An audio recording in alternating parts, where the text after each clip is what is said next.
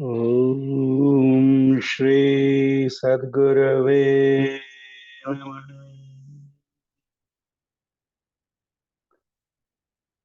परमाराध्य प्रातः स्मरणीय अनंत श्री विभूषित संत सद्गुरु महर्षि में ही परमहंस जी महाराज का यह प्रवचन पुरैनिया जिला अंतर्गत ग्राम गैदुहा में दिनांक 13 अप्रैल 1970 ईस्वी को प्रातःकालीन सत्संग में हुआ था।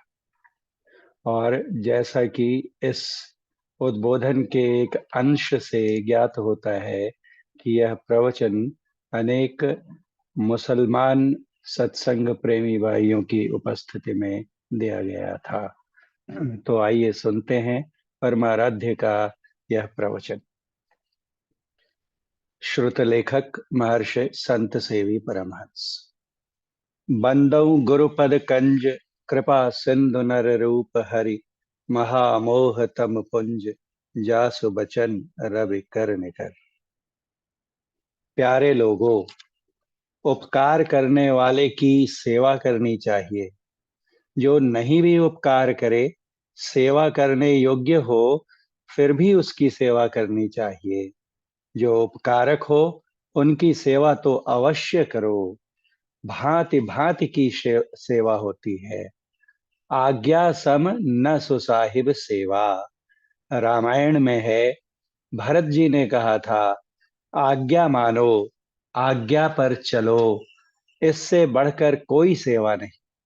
संतों की आज्ञा है कि ईश्वर का भजन करो, यह संतों की सेवा है। जो भजन करते हैं वे संतों की आज्ञा मानते हैं। अर्थात संतों की सबसे बड़ी सेवा भजन करना अथवा ध्यान योगाभ्यास करना है। जो भजन करते हैं वे संतों की आज्ञा मानते हैं, इसलिए संतों की सेवा करते हैं। फिर भी और जो उचित हो, मौके मौके पर सेवा करनी चाहिए। और ईश्वर ऐसे हैं कि उनकी आज्ञा क्या है हम नहीं जानते हैं। ऋषि मुनि साधु संत के बताने से जानते हैं। भेद की बात है कि अपने देश में जो योग विद्या है, इसमें शरीर में स्थान स्थान का भेद है। अलग अलग नाम हैं। एक स्थान का नाम है आज्ञा चक्र। यह नेत्र संबंधी स्थान है। उनके नीचे 5 चक्र और हैं। लेकिन जो नेत्र संबंधी स्थान है, जिसको योगियों ने आज्ञा चक्र कहा है, वहां ईश्वरीय आज्ञा होती है। जो उसकी आज्ञा की पूर्ति करता है, वह ईश्वर की ओर खिंच जाता है। वहां ऐसे शब्दों में आज्ञा नहीं है जैसे वर्णात्मक शब्दों में हम लोग बोलते हैं। सार्थक व वर्णात्मक शब्द में वह आज्ञा नहीं है। सार्थक शब्द व वर्णात्मक शब्द में वह आज्ञा अर्थात ईश्वरीय आज्ञा नहीं है। सार्थक के अतिरिक्त निरर्थक या ध्वन्यात्मक शब्दों में है। ईश्वरीय आज्ञा निरर्थक या ध्वन्यात्मक शब्दों में होती है।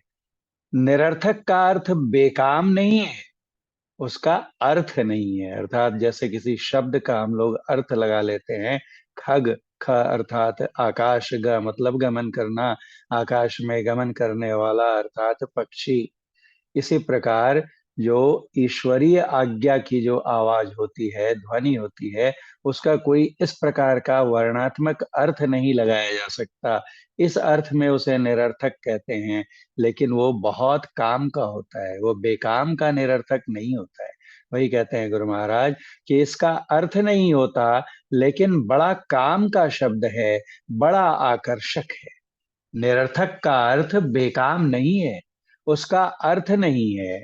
ध्वनि जो निकलती है, गाजे बाजे बजते हैं, ध्वन्यात्मक शब्द हैं। अंदर में जो ध्वनियां सुनाई देती हैं अंत साधना करते वक्त, वो ध्वन्यात्मक शब्द हैं। इसका अर्थ नहीं होता, लेकिन बड़ा काम का शब्द है, बड़ा आकर्षक है। बाजे बजते हैं, उसका बड़ा आकर्षण होता है। आज्ञा चक्र में जो आवाज होती है उसको बजाने वाला दूसरा कोई नहीं, परमात्मा है। वह ईश्वर की ओर से आज्ञा समझो, इसको साधक जानते हैं, इसीलिए उसे आज्ञा चक्र कहते हैं कि वहां जाने पर ईश्वर के ध्वन्यात्मक शब्द के रूप में उनकी आज्ञा प्राप्त होती है। कहते हैं गुरु महाराज कि आज्ञा चक्र में जो आवाज होती है उसको बजाने वाला दूसरा कोई नहीं है, परमात्मा है। वह ईश्वर की ओर से आज्ञा समझो, इसको साधक जानते हैं। आज्ञा में यही भाव है कि ईश्वर कहता है कि तुम मेरे तक आओ, तुमको ध्वन्यात्मक शब्द का सहारा दिया, यहां आओ। लेकिन उस आज्ञा को आज्ञा चक्र में जानोगे। अपनी आज्ञा में ईश्वर क्या कहते हैं, वो कौन सा शब्द है, ये किसे पता चलता है? तो जो साधना करके अपनी पैठ आज्ञा चक्र में बनाते हैं। लेकिन उस आज्ञा को आज्ञा चक्र में जानोगे। जो आज्ञा चक्र में साधना करते हैं तो उनको खास तरह से विदित होता है कि ध्वन्यात्मक शब्द है, आकर्षक है, अपने उद्गम स्थान पर खींचता है।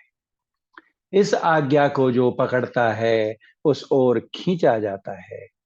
वह ईश्वर की आज्ञा मानता है, अथवा पकड़ने की कोशिश करता है, वह ईश्वर की आज्ञा को मानता है। शब्द सुनाई नहीं दे रहा है लेकिन हम प्रयास कर रहे हैं कि हमें भी, हमारा भी ध्यान ऐसा बने, हमारी भी वृत्तियां इतनी एक केंद्रित हों कि हमारी भी पहुंच उस आज्ञा चक्र में हो जाए और वो धन्यात्मक शब्द हमारे भी श्रवण में आ जाएं। इस तरह का प्रयास भी जो करता है, गुरु महाराज कहते हैं, अथवा पकड़ने की कोशिश करता है, वह ईश्वर की आज्ञा को मानता है, अथवा पकड़कर धरे रहता है।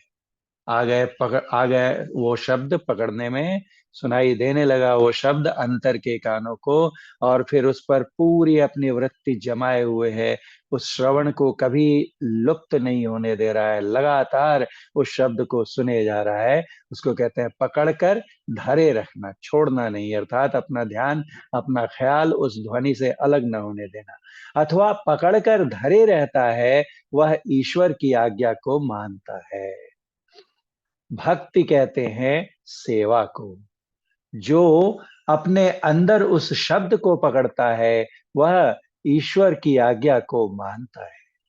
यह जो प्रयास करता है वह ईश्वर की आज्ञा को मानता है। जो शब्द को पकड़ लेता है वह ईश्वर की आज्ञा को मानता है। और जो उसे पकड़ कर धरे रहता है वह ईश्वर की आज्ञा को मानता है। संक्षेप में जो भी ध्यान योगाभ्यास करते हैं और उसमें आगे बढ़ते चले जाते हैं, वो सब के सब प्रयास करने वाले भी और उसमें उपलब्धि प्राप्त कर आगे बढ़ते जाने वाले, ये सब के सब ईश्वर के आज्ञाकारी होते हैं। यह ऊंचे दर्जे की बात है, इसकी ऊंचाई से भी कम की बात है। अगर इतने ऊंचे दर्जे की बात ना कहें, इसकी ऊंचाई से भी कम की बात है। वह है कि ईश्वर का गुण गाओ।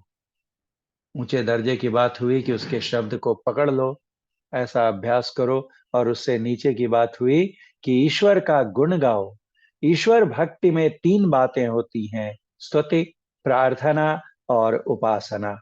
स्तुति कहते हैं गुणगान करने को, प्रार्थना करते हैं, कहते हैं नम्रता पूर्वक कुछ मांगने को, विनती करने को। उपासना है ईश्वर में मन लगाना। इसके लिए जप और ध्यान खास है, जो कि एकांत में बैठकर लोग करते हैं। वैसे तो स्तुति और प्रार्थना भी आराधना के अंदर है। जब स्तुति प्रार्थना को उससे हटा देते हैं तो जप ध्यान ईश्वर की आराधना है। ईश्वर का गुणगान सबको करना चाहिए, जप ध्यान पीछे, लेकिन स्तुति प्रार्थना पहले। बहुत से लोग स्तुति प्रार्थना जब करते हैं हम लोग कोई सत्संग में, तो उस समय वो नहीं सम्मिलित होते हैं, या उस समय रहे भी तो अपना ध्यान कहीं और लगते हैं रखते हैं, या घर में भी स्तुति विनती नियमित रूप से नहीं करते हैं। कहते हैं हम तो ध्यान करते हैं, वही जरूरी काम है। गुरु महाराज की आज्ञा ऐसी कतई नहीं थी, कदापि नहीं थी।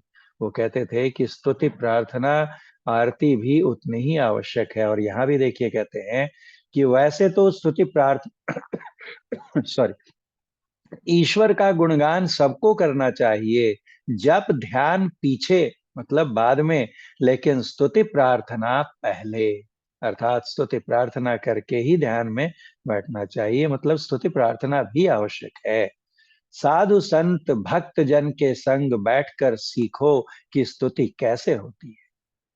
ईश्वर का गुण गावे तो वह जान सकता है कि ईश्वर में जो अद्भुत शक्ति है उससे वे मनुष्य को बहुत लाभ पहुंचाते हैं, बात बात में पहुंचाते हैं।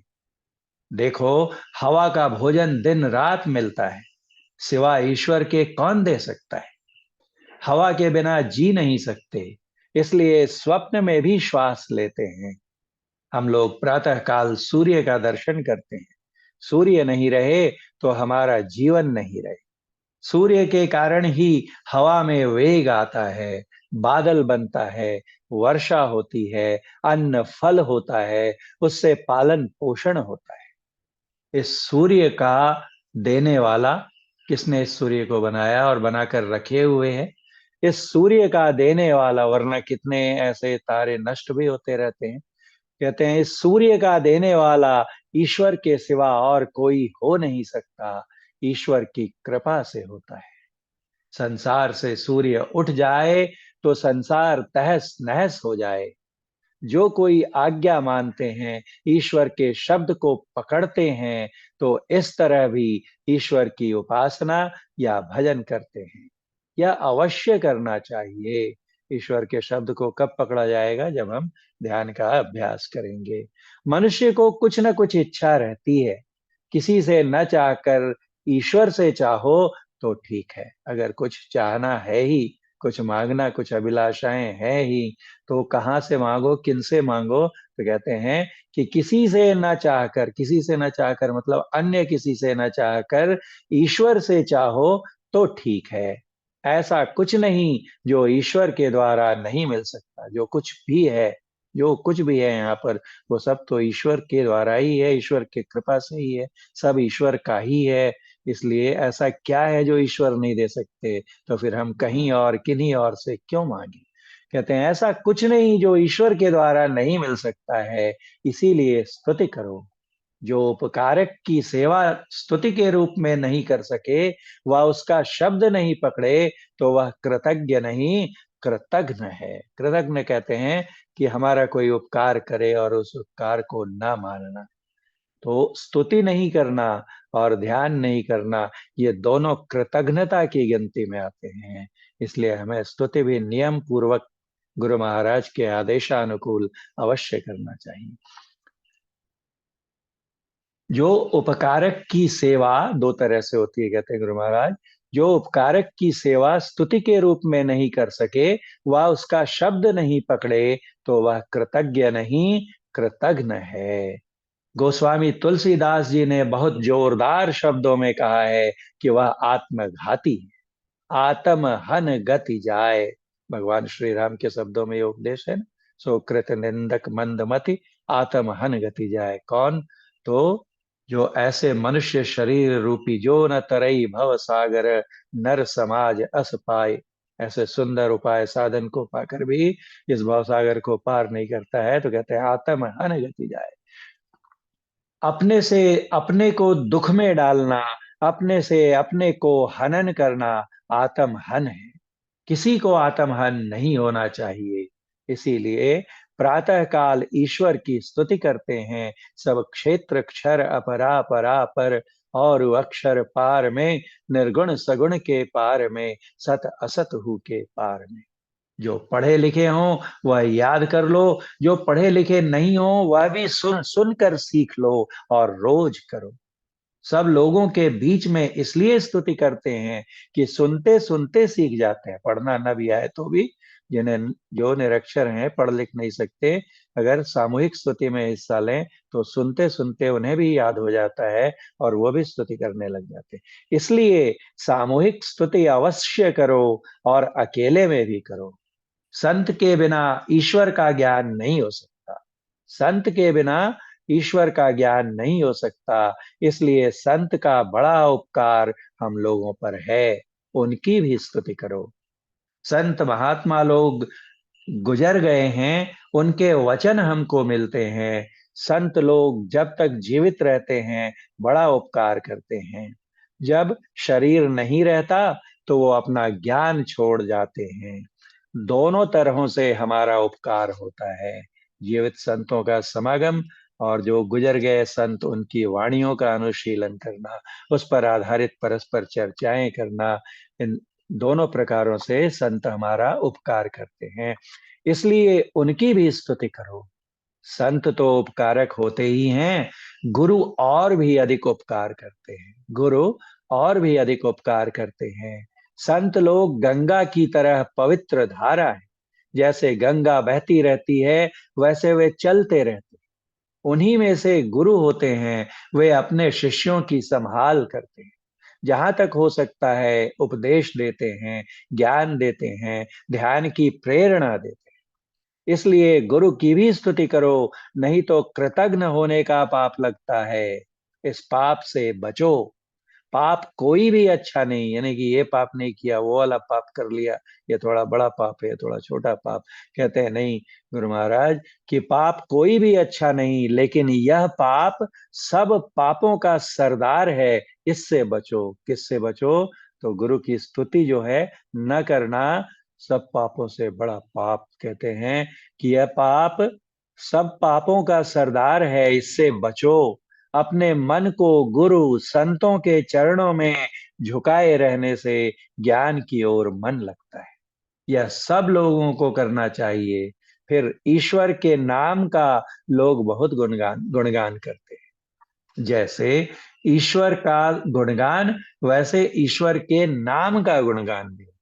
ईश्वर का गुणगान करना सब क्षेत्र क्षर अपरा परापर, और ईश्वर के नाम का भी, उनसे जो शब्द निकला, ध्वनि निकली, उसका भी गुणगान, क्योंकि वो तो समूची सृष्टि का आधार है। उसको पकड़ करके ही ईश्वर के पास पहुंचा जा सकता है। इसलिए वो परम उपकारक शब्द है। इसलिए अव्यक्त अनादि अनंत अजय अजादि मूल परमात्म जो ध्वनि प्रथम स्फुटित पराधारा, जिनसे कहिए स्फोट है सो। ये क्या है? तो ईश्वर के नाम की स्तुति है। फिर ईश्वर के नाम का गुणगान बहुत लोग बहुत गुणगान करते हैं। जैसे ईश्वर का गुणगान, वैसे ईश्वर के नाम का गुणगान होता है। जितने भी ईश्वर के नाम हैं सभी शब्द ही शब्द हैं, लेकिन यह शब्द वर्णात्मक है, सार्थक है। जो हम लोग बात करते हैं, ये करते हैं, वो वर्णात्मक हो जाता है, उसका अर्थ होता है अक्षरों का।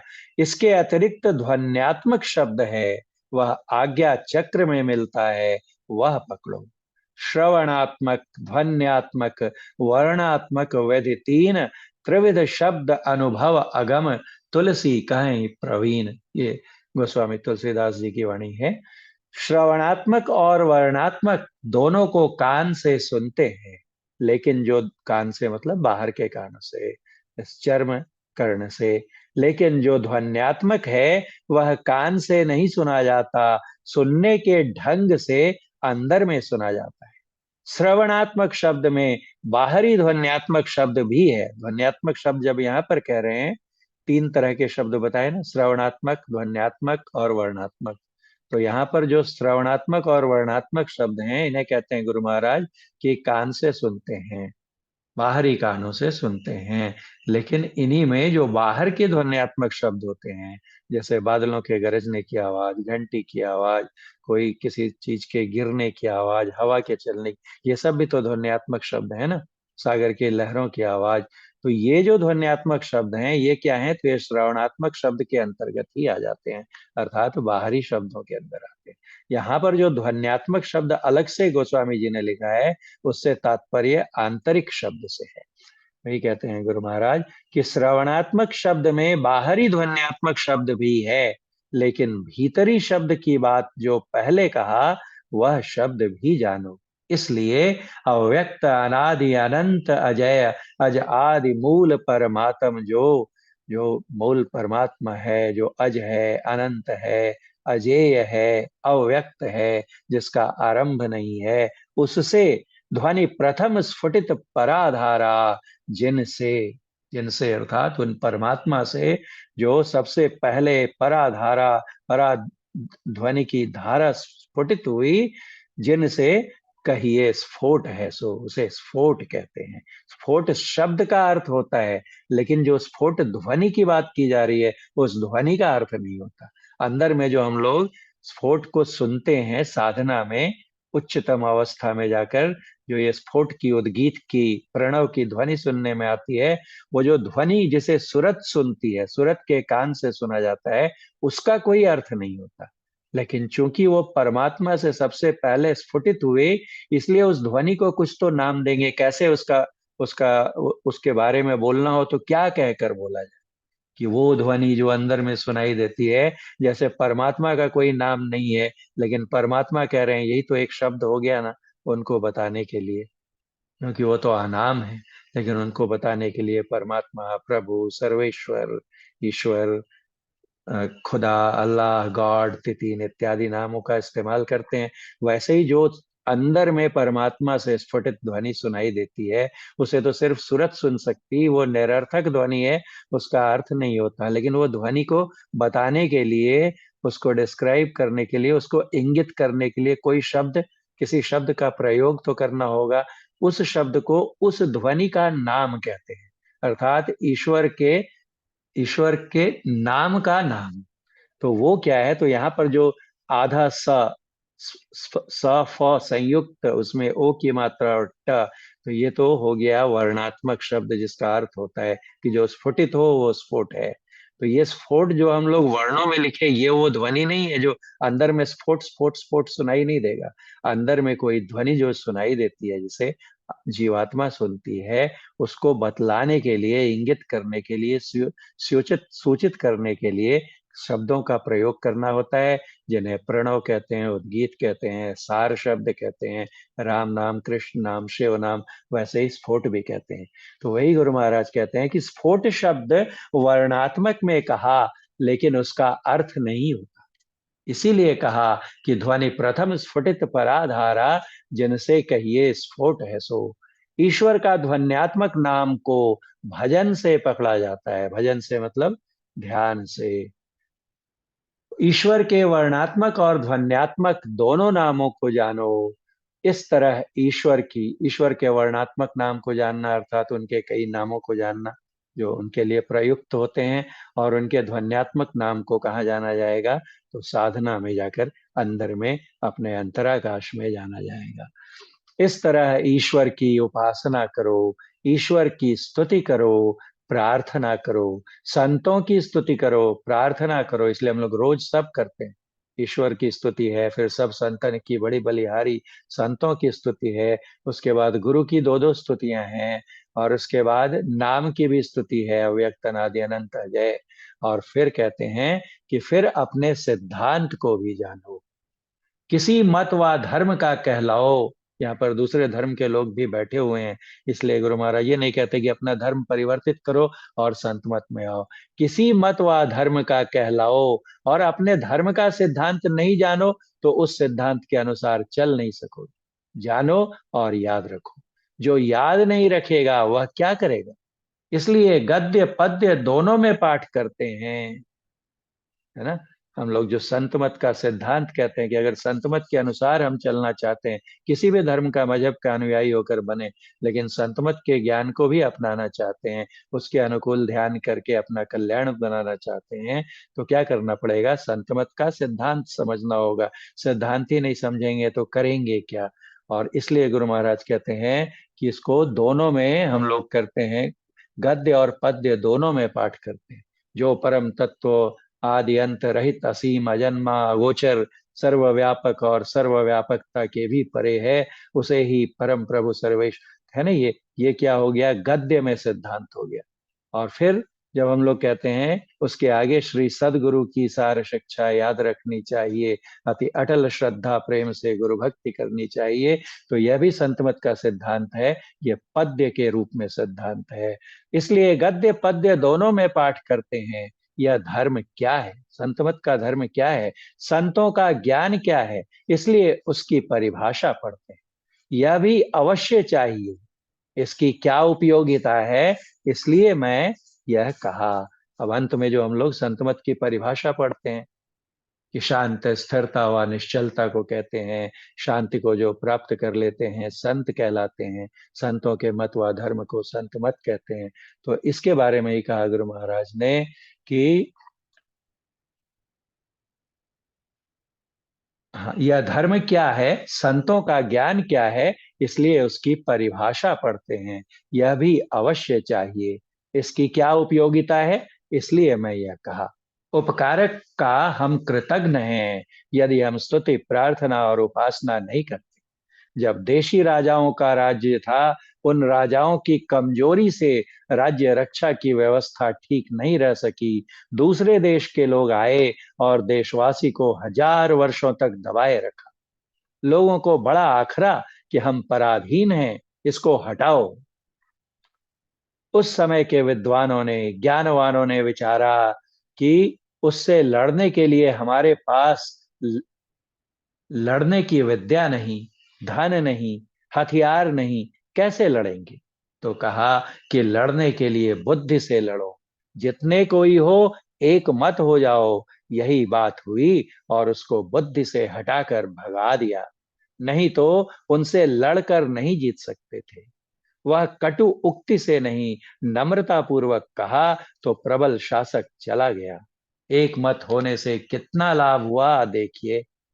एक मत में आने वाला आपस का प्रेम है, और प्रेम में लाने वाला सच्चाई है, ज्ञान है। एकता कब होगी, तो जब प्रेम होगा। और प्रेम कब होगा, तो जब हमें सत्य का ज्ञान होगा कि क्यों हम सब एक होना चाहिए। क्या है हम में जो हमें एक सूत्र में बांधता है, वो कौन सा ज्ञान है। तो जो ज्ञान है वह धर्म ज्ञान है, इसको रखना चाहिए। धर्म ज्ञान में दूर दूर देश के लोग भी मिलकर एक हो जाते हैं। संतों का ज्ञान गंभीर है, उच्च है। ज्ञान में सब एक मेल होकर रहिए। मेल रखने वाला प्रेम है। प्रेम को दृढ़ करने वाला है सच्चाई। प्रेम रखिए, मेल रखिए, आपस में मिलकर प्रार्थना कीजिए। आपके यहाँ लोग प्रति शुक्रवार को सामूहिक प्रार्थना करते हैं। देखिए, जो मैंने आरंभ में कहा कि इस उद्बोधन के प्रवचन के एक अंश से यह ज्ञात होता है कि गुरु महाराज यहाँ पर मुसलमान भाइयों को संबोधित कर रहे हैं जो कई वहां पर उपस्थित रहे होंगे। इसलिए देखिए, ये जो वाक्य है ये बिल्कुल उसे स्पष्ट करता है। आपस में मिलकर प्रार्थना कीजिए। आपके यहाँ लोग प्रति शुक्रवार को सामूहिक प्रार्थना करते हैं। उनके जुम्मे की नमाज होती है। उनके भी मंदिर हैं, उसको मस्जिद कहते हैं। बड़ा अच्छा है। आप भी सब कोई मिलजुल कर सत्संग करें। ये है संत मत का स्वरूप। सर्वधर्म समन्वय का प्रतीक है संत मत। अखिल भारतीय सत्संग होता है, यह भी सब कोई मिलकर करें। पहले गांव के वास्ते, फिर देश के वास्ते, फिर संसार के लिए करें। कितना व्यापक और उदात्त विचार चिंतन है संत मत का।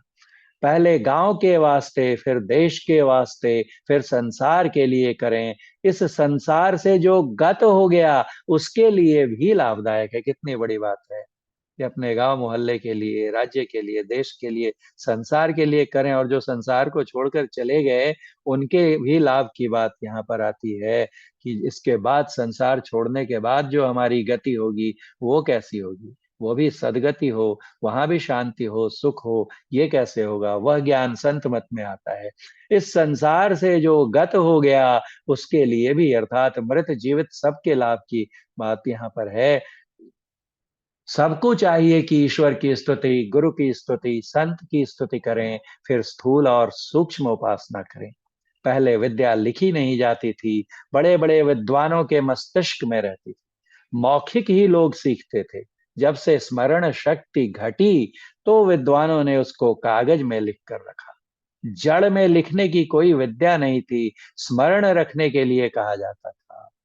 जो पढ़े लिखे नहीं हो वह सत्संग में आकर बैठो, सुनो, समझो, होते होते हो जाएगा। बोलिए प्रेम से श्री सद्गुरु महाराज की जय।